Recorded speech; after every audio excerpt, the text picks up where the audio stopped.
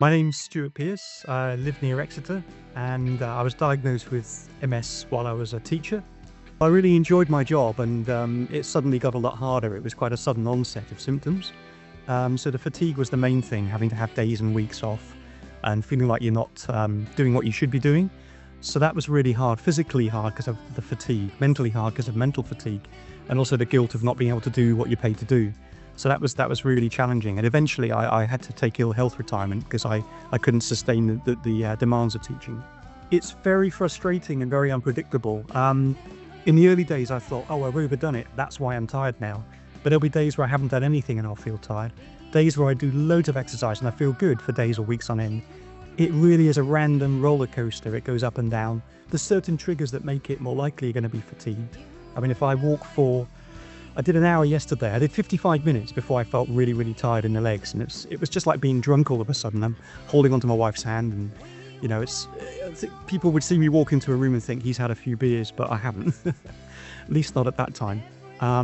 So it's really frustrating when you want to do things physically, but you find it restrictive. I was walking with a stick for a while. That comes and goes.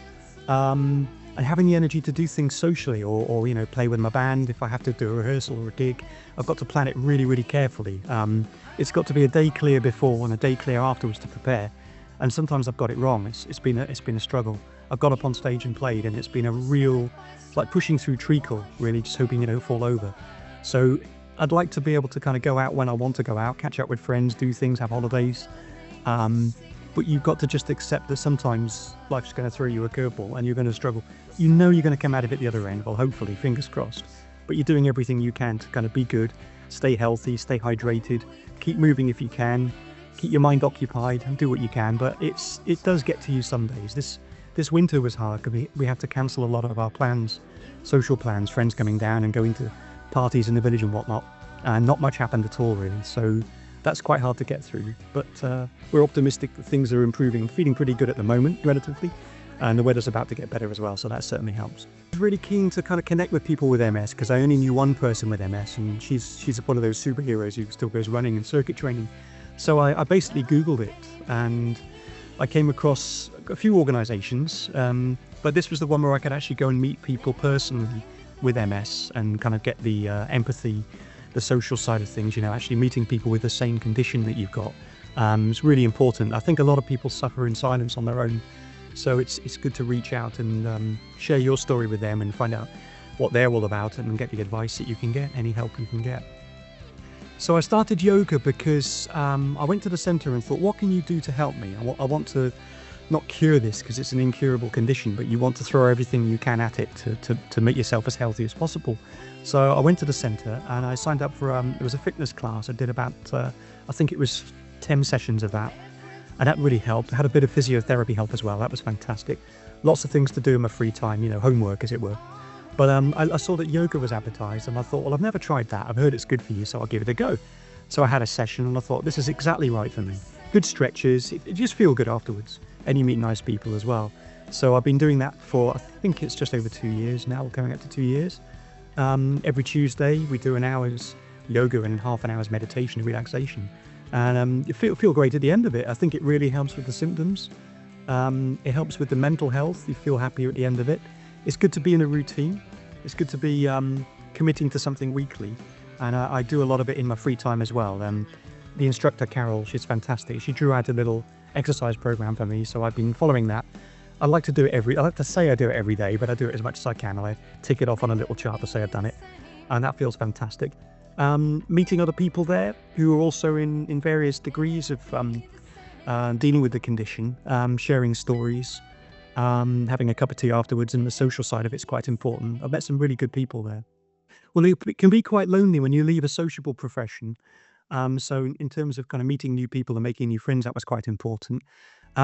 Physically, it's helped me in terms of the flexibility. I've got limited flexibility in my legs, so I've been working on it. Every day I do a little routine for 15 minutes to stretch. So that came straight from the centre. The yoga, I think, has helped me sleep. I think it's helped me spiritually, mentally, physically. Yeah, it's helped me in so many ways, so I'm really grateful for that. And just to go in and meet people with the condition as well. Music's always been really, really important to my life since I was a little kid, and I've always been playing in bands and writing songs and making music with various musical projects. When I was diagnosed with MS, I was in 3 bands and plus some other musical projects and the choir and whatnot, and that suddenly stopped. I had to quit all of that, and that was my weekends and evenings, just gone.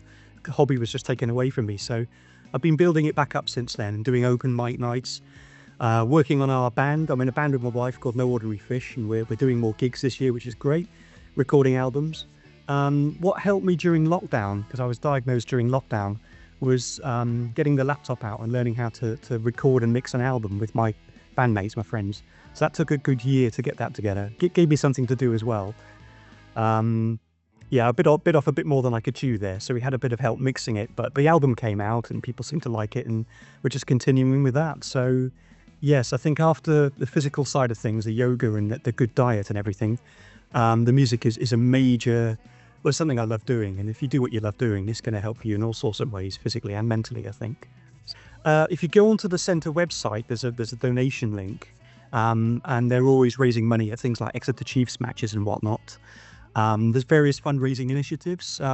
One of the young men with MS at the centre actually swam the channel. So some people are absolute superheroes when it comes to MS. So there's always lots and lots of fundraising. There's people running marathons, doing all sorts of things. My band did a gig at Topsham Rugby Club about 18 months ago to raise money for the centre, which went pretty well. So look on the website and see how you can help. Come down and have a chat with the people. It's an incredibly friendly place, and it is run as a charity. We need the volunteers to help with things like the oxygen tanks, but we need money really to keep the centre running. And they're going to be moving venue at some point, hopefully quite soon. So that's going to cost a bit of money as well, but it benefits so many people.